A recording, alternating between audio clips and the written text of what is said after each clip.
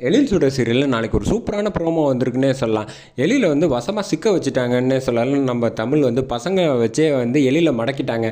Miss பண்ணாமல் full video கேளுங்க. செம வேறு லெவல் ஃபன்னாக இருந்துச்சுன்னே சொல்லலாம். அதுக்கு முன்னாடி வீடியோ பிடிச்சிருக்கேன், லைக் பண்ணிட்டு பார்த்து சப்போர்ட் பண்ணுங்கள் ஃப்ரெண்ட்ஸ்.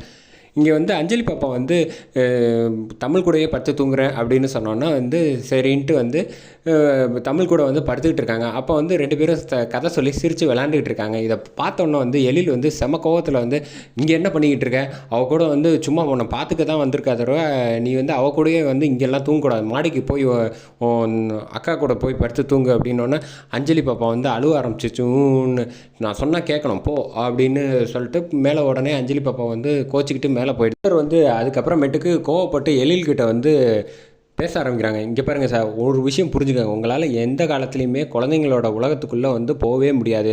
அது போகணுன்னா முதல்ல வந்து நீங்கள் வந்து பக்குவப்படணும். உங்களுக்கு அந்த பக்குவம் கிடையாது, பொறுமை கிடையாது.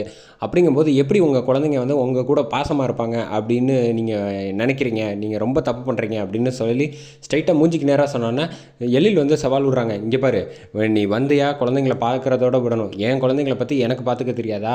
எல்லாம் எனக்கு பார்த்துக்க தெரியும். சரிங்க சார், உங்களால் முடிஞ்சால் நீங்கள் வந்து குழந்தைங்கள ஒரு நாள் வந்து சமாளிங்க. நீ என்ன சொல்கிறது ஒரு நாள்? நான் ஒரே ஒரு வாரத்தில் குழந்தைங்க எல்லாரும் என் கூட வந்து எவ்வளோ அன்பாக பாசமாக மாற்றி காட்டல. என் பேர் எழில் கிடையாது அப்படின்னு சொன்னோன்னே அப்பாடா நல்ல விஷயம், ஆல் தி பெஸ்ட் அப்படின்னு வந்து சுடர் வந்து அனுப்பி விட்டுறாங்க. அடுத்த நாள் காலையில் வந்து குளிக்கிறதுக்காக வந்து அஞ்சலி பாப்பாவை போய் எழுப்பி விட்றாங்க.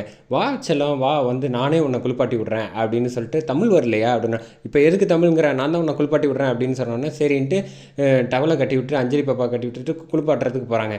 கடைசியில் பார்த்தா அஞ்சலி பாப்பா குளிக்கலை, நம்ம எழில தான் குளிப்பாட்டி விட்டுட்டாங்க. நம்ம அஞ்சலி பாப்பா குளிச்சுட்டு வந்ததுக்கப்புறம் பார்த்தா ஃபுல்லாக வந்து நுரையோடு வந்து எழில் தான் இருக்காங்க. இதை பார்த்து விழுந்து விழுந்து சிரிக்கிறாங்க. வந்து விழுந்து விழுந்து சிரிக்கிறாங்களா? இதை பார்த்துட்டு சரி, இந்த ஒரு சவால் தானே போச்சு, நான் அடுத்தது வந்து காவியாவை ரெடி பண்ணுறேன் அப்படின்னு சொல்லிட்டு ஸ்கூலுக்கு வந்து காவியாவை வந்து ரெடி பண்ணுறாங்க. நீ ஒன்றும் கவலைப்படாத, உனக்கு தலையெல்லாம் வந்து சீவி விட்டு அழகாக ரெடி பண்ணுறேன் அப்படின்னோடனே சீவுறாங்க. சீவி முடிச்சுட்டு அபி அந்த பக்கம் நைஸாக நவுந்து போயிட்டாங்கன்னே சொல்லலாம். கவின் வந்து கொஞ்ச நேரம் வந்து ஷூ லேஸில் எல்லாம் கட்டி முடிச்சுட்டு காவியாவை பார்த்தோன்னா கத்த ஆரம்பிச்சிடுறாங்க. ஏன்டா கத்துற அப்படின்னு. பின்ன என்னப்பா நல்லா இருந்த இவ்வளோ ஏன்ப்பா இப்படி ஆக்கி வச்சிருக்கேன் அப்படின்னோடனே, அப்படியே ஆக்கி வச்சுருக்கேன் அப்படின்னு சொல்லிட்டு கண்ணாடியை காவியா பார்க்குறோன்னு காவியா கத்த ஆரம்பிச்சிடுறாங்க. என்னப்பா பண்ணி வச்சுருக்கேன், என்ன டாடி நான் எவ்வளோ அழகாக இருந்தேன், என்னை வந்து இப்படி வந்து மேக்கப் போட்டு பவுட்ரு தலையில் கொண்டெல்லாம் போட்டு காமெடி பண்ணிட்டேன், இதோட ஸ்கூலுக்கு நான் எப்படி போகிறது அப்படிங்கிறாங்க. நான் ஸ்கூலுக்கு போக மாட்டேன் அப்படின்னோடனே சரி அயன் பாக்ஸ் பண்ணி அயன் பண்ணி ட்ரெஸ் எல்லாம் அயன் பண்ணலான்னு பார்த்தா ட்ரெஸ் எல்லாம் ஓட்டையாக்கி விட்டுறாப்புல யூனிஃபார்ம் எல்லாத்தையும். எப்படி அயன் பண்ணணும்னு தெரியாமல் தடுமாறுறாங்க. இதெல்லாம் போகிறதுக்கு வந்து அஞ்சலி பாப்பா வந்து ஒரு படி மேலே போய், இரு தமிழியா, நீ வந்து வீட்டை விட்டு வெளில போகணுன்னு சொன்னேன், இப்போ உன்னை வந்து நான் என்ன செய்கிறேன்னு பாரு அப்படின்னோடனே அஞ்சலி வா உனக்கு வந்து சாப்பாடு ஊட்டி விட்றேன் அப்படின்னு சொல்லிட்டு ஊட்டி விட்றாங்க. ஊட்டி விட்டோன்னே கையை வந்து வேணுன்ட்டு நறுக்குன்னு கடிச்சு விட்டுறாங்க நம்ம அஞ்சலி பாப்பா. செமையாக இருந்துச்சுன்னே சொல்லலாம். எப்பா இவங்களை வந்து சமாளிக்க முடியலையே அப்படின்ட்டு சமாளிக்க முடியாமல் தடுமாறுறதை வந்து பார்த்து சுடர் வந்து சிரிக்கிறாங்க.